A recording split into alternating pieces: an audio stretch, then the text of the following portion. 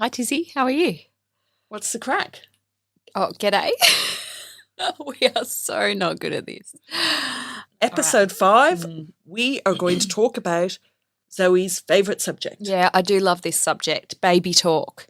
And can I start the topic by reading your first paragraph of the book, Tizzie?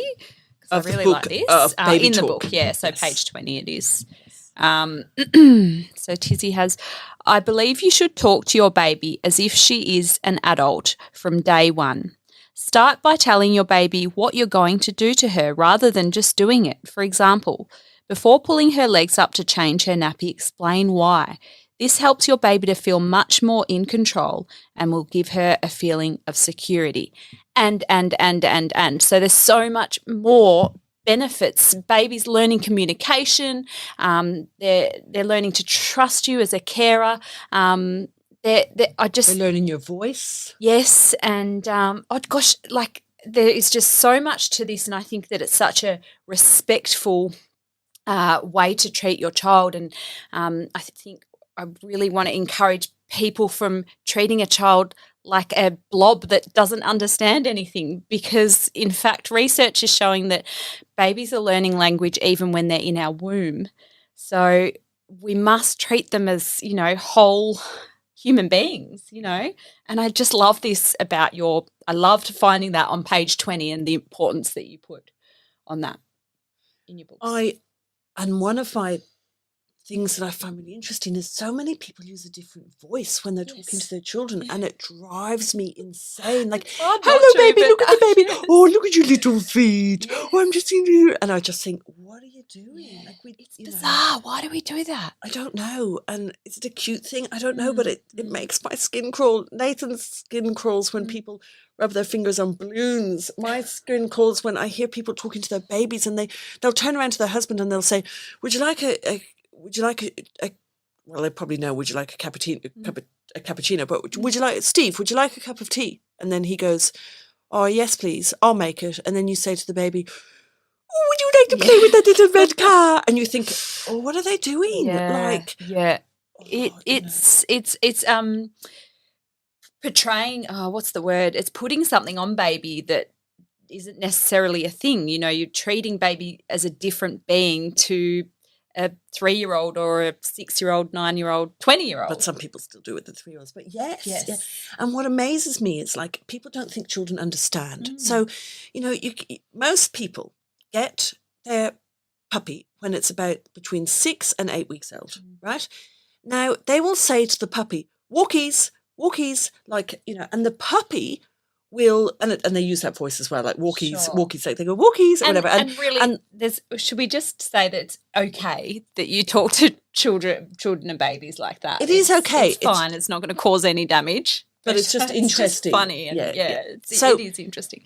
And they say to the dog, walkies, and the puppy, which is about 8 weeks old, will run to the front door or run to the chair that you keep the lead on, or run to the cupboard where the lead is, or run to the back door, whatever, But yet we think our 8-week-old human doesn't understand English. Such a good or point. French or Italian or whatever language you're speaking. And I find it really, really interesting. Yes. And I also find it really interesting that, like, it happens, I see it all. I used to pre-COVID. I really have suffered with COVID mental health wise, because I haven't even spent any time with babies. Like, but pre-COVID, I used to see people and they'd walk into the hospital room. So I'd have some very close friends who, and by the way, one of the things I want to do is go to a birth. I've never been to a birth, and I would love to go to a birth. And if anybody wants me to come to their baby's birth, I want to be at a birth. I wasn't even at my own children's births because of complications. I feel like I was just kind of knocked out and then handed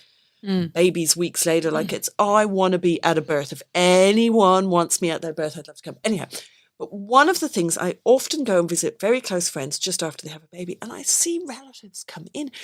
They don't even talk to the mum. They don't even walk over to the mum. They don't even ask the mum. They walk straight in and they pick that baby straight up with no, like, they don't ask permission. They just, imagine if you just, if I just came up to you now and just started doing stuff to you, like, I know. okay, especially like I've had this bowel surgery and I look pregnant, and it happened in Wye River. We went camping and somebody walked up to me in the cafe in Wye River. And they obviously were in a queue. We were waiting on coffee. I was the only person wearing a mask, so they couldn't see my facial expression. But, I was standing there and I could feel my bowel moving. And I could kind of see my bowel movements, like it was clearly to me that there was some poo or something going down my bowel, and I could see it moving on the front of what looked like a maternity top. And this person just walked up, put their hand on my stomach and said, "Oh, is that the baby's bottom? Or you're definitely having a boy with its bottom sticking out like that." And I'm thinking, first of all, they don't know if I've actually ever successfully had any children. Whoa. Second of all, it could have been a stoma and they could have actually damaged it. Right. It's happened to me a lot. Have I not told you that, No, Zoe? I'm People so keep shocked. touching my bowel, and then sometimes I go, "Oh yeah, I'm 6 months," and then they go, "Oh, you're so big," or they go, "Oh, you're so small," and sometimes I go, like, it's easier just to say sometimes, "Oh yeah, I'm 6 months," sure. and they go, "Oh, And then off you congratulations," go. and you move on, than to say, "Actually, you've just touched my poo. That's my bowel. I've had surgery." Like, but they just Sure. touch you, and Yep, imagine and a it's not baby. okay. And Yeah. I'm an adult, and it takes me a few minutes to get over the fact that somebody's just walked into my space and touched me. Imagine the baby. Now, I say to parents, when you bring your baby home from hospital, if you have older siblings, you've got to be a little bit more careful. Like, you've got to make sure that, especially if the sibling comes to visit in hospital, that you make a deal of the sibling, like, oh, let's say Otto and Otto, let's say you only have one child, he's called Otto. So Okay. Otto comes to hospital and then Luke brings him in and you go, "Oh, Otto, Mummy's so happy to see you." And actually, here's a really good tip and some things about siblings and children is it's not always a good idea to bring the child to the hospital to see Mummy every day. Because if you've got, depending on the age, if you've got like an 18-month-old or a 20-month-old and Mum's there and you tell them, when Mummy has the baby, Mummy is going to go away for a few days to have the baby. Not Mummy's going to go away for a few days to spend time with the baby. Yes. Just Mummy's going to go away for a few days to have the baby. Daddy will look after you or Granny will look after you. One day you might wake up and it's going to be really, really exciting.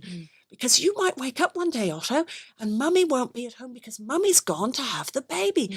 And it's going to be so exciting because Daddy's going to, maybe, depending on your child, bring you to see the baby. Or next time you see Mummy, Mummy will bring home the baby and Mummy will be so excited to see you, Otto. And Mummy will be so excited for your baby to meet you, and make it more, and not negative. Okay. Yes. And then if you've got a child who's very clingy and doesn't, like, children sometimes go to daycare, some children don't, some children are with mum. Even children who go to daycare, they can be very clingy to mum and they won't understand the hospital.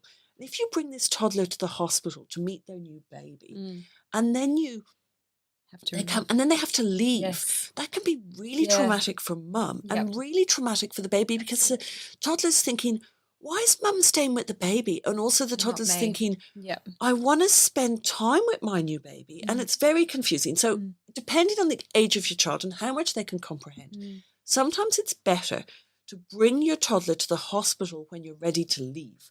So the toddler comes to the hospital, you do all those nice meeting in the hospital videos and photos on Facebooks, Instagrams, whatever you need to do. This was before COVID. Hopefully we can still do this. And then leave together as a family, even if Dad then takes toddler off for a baby chino or something, or for a walk while Mum does the checkouts and this, whatever, or if there's another grandparent or someone there. But don't leave the hospital if you've got a clingy toddler without Mum and the baby. So that's important. Yeah.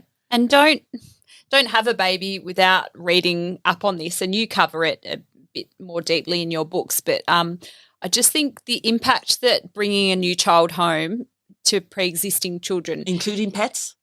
Oh no, pets. No, because if you've never had a baby, your pets are your children. Yes, but no, that's a whole nother topic, because I did do that with our dog, with the boys, and we actually made it nothing, and it was nothing. We didn't do the introduction to the dog or anything like that, and we just brought them home and said, "G'day, Louie," to the dog, and just acted like it was nothing. And so Louie didn't think it was anything, and it was never a thing. And but is Louie an outdoor dog? Oh yeah, a bit of both, probably. So I've got clients and friends who their cats and their dogs are everything. Okay, so I teach some of my clients, to have a mat on the ground that the dog's not allowed on way before the baby comes, but that's a whole other subject, so that the dog knows not to go on the mat, and then when the baby arrives and goes on the mat, but that could be a whole topic in itself, and we won't go into it today, but back to baby talk. So you're bringing the baby home from hospital, and if you don't have another sibling, you're bringing the baby home from hospital, if you don't have another sibling, then you can bring the baby in and go, this is mummy's office and this is where you're going to live, and talk to the baby like a human. And then when you go, even in hospital, when you go to change the baby's bottom, say, take their feet. Can you lift your bottom up? Mummy's just going to change your nappy. And you said to me recently, Zoe, that you loved on the video. So I have a YouTube video of how to put a baby. It's called, some places it's called 5-week-old baby, and some places it's called how to put a newborn baby to bed. And it's a new video. And at the moment, there's a little baby with a green comforter on the front. It's so cute. Mac was a baby. And I said to Mac, oh, Tizzie's just doing this, and and I didn't realise, and you said to me afterwards, I love the way, and I had to go back and watch it, but I didn't even, it's so natural to me. Yes. I'm just going to, like it with a toddler, I'm just going to lift you up and put you into the car seat. I don't just pick them up and put them into the car seat. And that way, at least with my kids, they can protect their head in case I whack them again on the door frame. How many people have whacked their kids' heads on the door frame of the car? But very, very important. Very, very important that I'm going to lift your bum up when I'm, when I'm changing your nappy. Can you lift your bum up? Is it okay if mummy does this? Yes. And really chat to them. And another word that it teaches or helps babies become aware of is autonomy and a sense of self. So we're growing our children these days to understand that it's their body, their choice. So we don't force, go and give Auntie Sue a kiss. We don't do that anymore. Would you like to give Auntie Sue a kiss goodbye? Yes. And so that starts from a baby. I'm going to pick you up now. Is that okay? And get them involved. I had some children who I used to have in my care, and I'd say to them, would you like to?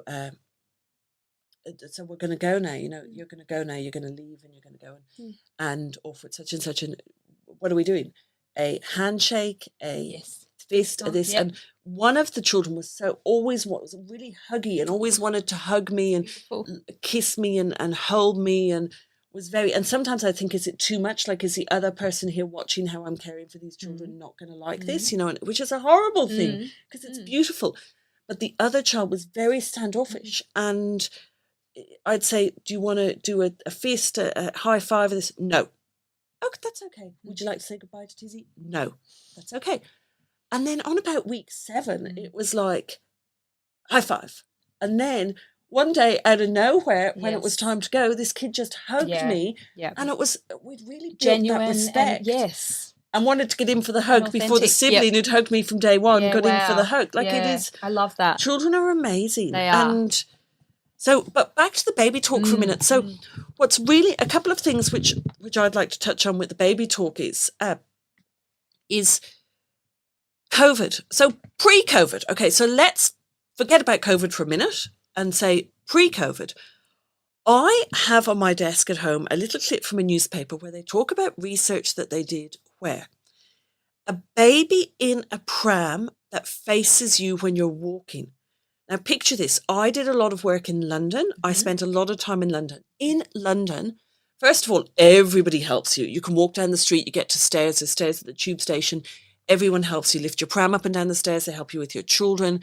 It's so different here. Yeah. It's just so I find it very, very different here. But maybe it's because we don't have the tube stations. But sure. Yeah. But anyway, in London, if you've got a child and they're in a buggy or a pram faced away from you, all they can see is knees and bottoms, knees and bottoms, knees and bottoms. There's crowds of people and all they can see is knees and bottoms. They did this research where they took the same children and they turned them around so that the pram was facing the parent and it was extended rear facing. And lots of people say, oh, my children don't like it. They like to see where they're going.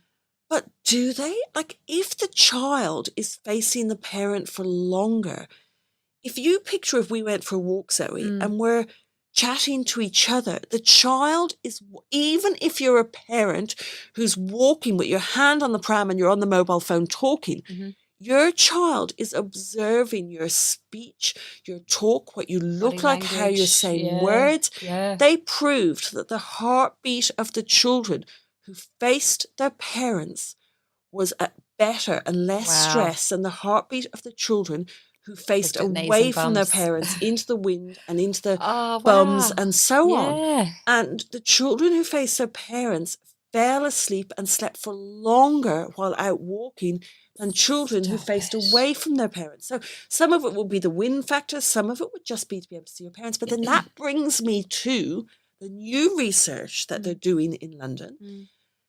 And you can Google it, about COVID and how it's affecting children because these parents are out walking with masks on. And the children can hear them speak, but can't see them speak.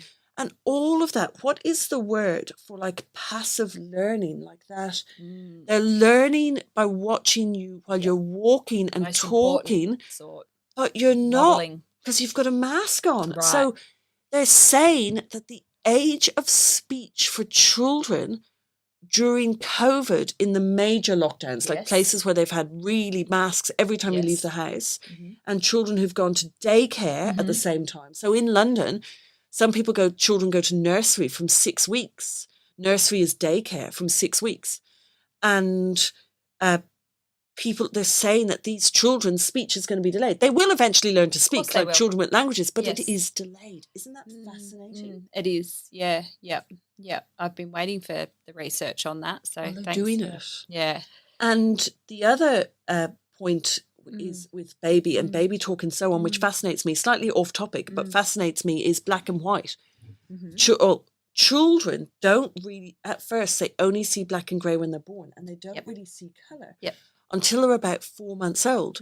Have you seen those books? Because we sold a lot of them at Easter, where we've got an Easter bunny with Easter eggs. We've got black and white books. I love them. So on the Save Our Sleep website, we put the black and white books, and they're all so good. And the kids love the black and white. Like it's really important that they see black and white pictures and so on. And the other thing when we're talking about baby talk is with the child, do they recognise themselves? So is there an age in that, Zoe, of what age it is that a baby sees themselves? So when you put a sticker on a child, if you from 3 months old put a sticker on the nose of your baby, like not a really stick sticker, just a tiny little sticker on the nose of the baby, and put them in front of a mirror, and they try to reach the sticker in the mirror. And then you do it at 4 months, 5 months. Can we do it with this baby? 6 months, 7 months. And then at one point, is there an age? They realise there's no age. Okay. I think from memory it's around 8 months. Like it's quite a fair bit of... They suddenly look in the mirror and they take the sticker off their own nose. And that's when they realise that it's their reflection. Yeah, it's like, amazing, isn't it? Yeah. Well, another little bit that I've highlighted here in your baby talk section, Tizzie, is as your babies get older, ask for her, or as your baby gets older, ask her for her cooperation when doing things such as bathing and changing a nappy. And I wanted to bring up a story about Sid and Otto, that once they started walking, they decided they didn't want me to change their nappies anymore. And this was before I had really delved into the research surrounding the importance of communicating properly and asking as opposed to doing, and giving warning. That's another thing that you've always done, which I love, is it's not just it's bedtime, it's in 5 minutes, it's bedtime, that sort of thing. But so they started walking, which meant they started walking away from me when it was time to change a nappy and saying no and wriggling and squirming. And it was just this horrible thing. And every time I had to change a nappy, I fretted and I hated it. And at one point I was on the internet and reminded that, hang on, I can't just go up to these people and say, I'm going to take your clothes off, and even if it's cold and uncomfortable and you don't like it, I've got to approach it respectfully like a human being. So I changed the narrative, and 2 different ways was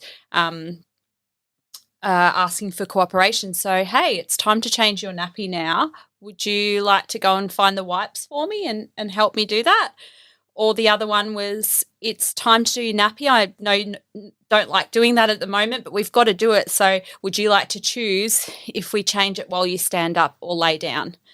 And simply approaching them in this manner, confidently, they would just, it was like these different kids. They go, okay, no problems. And they go, oh, standing up, please. Or they'd go and get the wipes. And it's just like, it's like a piece of magic. And the other thing, which you had 2 children of the same age, and sometimes it's easier and sometimes it's more difficult. But the other thing which is really important is, so with me, it was like when I had Dara and Cillian, it'd be like I'd say to Dara, I'm just going to take Cillian into the bedroom and change his nappy. I'll be back in a minute. Like, it's really important. Like, you don't just disappear. Like, all of these people who are with their children, and then their children are sitting there playing, and then they just, eventually your children get used to you going into the kitchen and coming back with it. But it's good to tell them, like, again, 100%. Communicate with them. Yes. I'm just going to take Cillian into the bedroom and change his nappy. I'll be back in a minute. Like, or even with Dara when he was, a small, or any child when they're a small baby and they're lying on the play gym and you need to go to the toilet. Mummy's going to go to the toilet. I'll be back in a minute. They might cry. They might get upset. Yep. And say, I'll be back in a minute. And then they, you're in the toilet and still, you can sort of still call out to them a bit. But it really helps them to communication, but it also helps them when they get bigger. Like, some people find that their 2-year-old has to come in the toilet with them and they can't get out of sight because it's like they remember that mum was there and then she disappeared. For an unknown amount of time. They may get upset and that's okay, but you will come back and they'll learn that you do come back and it's okay if they get a little bit upset. Yeah, and I love that because you've told them you're going to the toilet, so it will take a few times for them to learn that the toilet only means a few minutes, whereas I'm going to the shops, hey, that's going to be a bit longer. So you're right, it might sort of starve off that separation anxiety because they've learnt to trust mum when she says she's going to the toilet. She's only going for a couple of minutes. She's going to the shop, she'll be going for longer. And I love too that you would then leave baby there. I'm going to the toilet and baby might get cross, you said, and that's okay. And baby's allowed to have feelings, and we should validate twins. And yeah, absolutely. Oh, I know you want me to stay. That's annoying that I'm going to leave you for a couple of minutes. And validate and acknowledge the feelings, and go to the toilet and come back and say, how'd you go? And the more you ask and talk to your child in these sorts of scenarios, you're going to learn as well. So before your baby's verbal, you're going to learn those all-important cries and sounds and cues and facial expressions because you're giving them the opportunity to. You're telling them what you're about to do, and then you're observing their response. And the other thing which is really important is, Sid, Daddy's going to change your nappy. Yes. Sid, Daddy's, because we should have done more of that. Because they do not want Dad you to reach do a those point things. where they just, it's like they don't want Dad to put them to bed. And then you have like, Mum's always put them to bed every single night. And then suddenly Dad has to do it. And then and then it's like, what do we do? Well, dads are hands-on involved, but for some strange reason, we still often are it's routine. It's back to us being robots. It's like,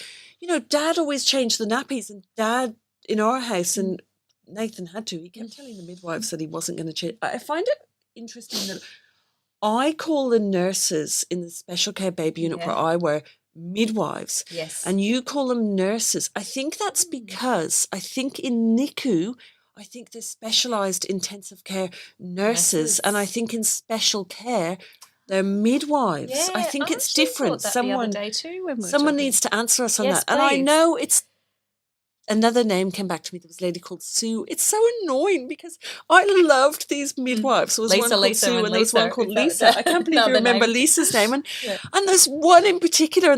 When I had Kieran at Francis Perry, but then I moved to Geelong, she was a grandmother, and she was saying that she got my book and stuff, and she was so excited, and I just can't remember her name. It's really upsetting I know. me. Yeah, I wish there was. You could go to a website, look them all up. But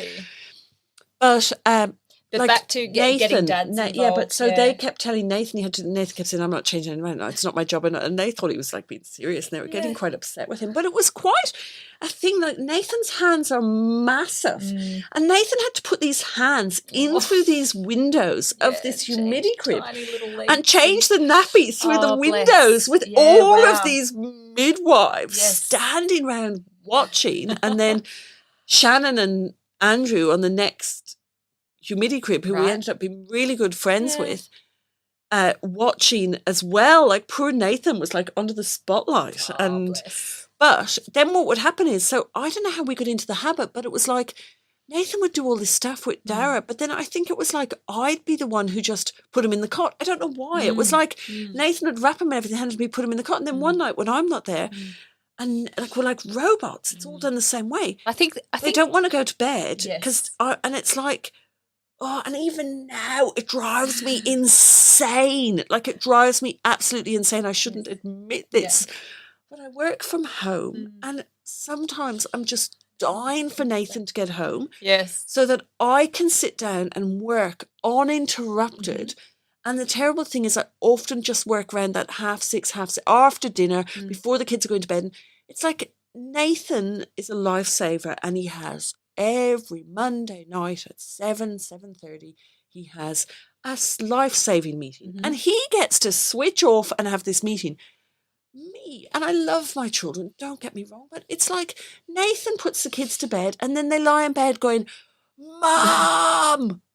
Mommy, Mommy, and I still have to stop what I'm doing, stop working. I mean, don't get me wrong, I love it, but you don't have to say that. But Nathan goes to work, like he leaves the house and he goes to a surf club meeting, and then he goes away on a surfing weekend. He does say, I don't want to leave my children. People say to me, oh, let's go away on a girls' weekend, and it's like, no, if I've got a weekend, I want to be with my kids. Of course, I love my kids, and my idea of fun is being with my kids, but I'd also like the fact, I'd love to like get a pen and paper out, work out how many times have you put them to bed and how many times have I put, like I actually have the whole evening off.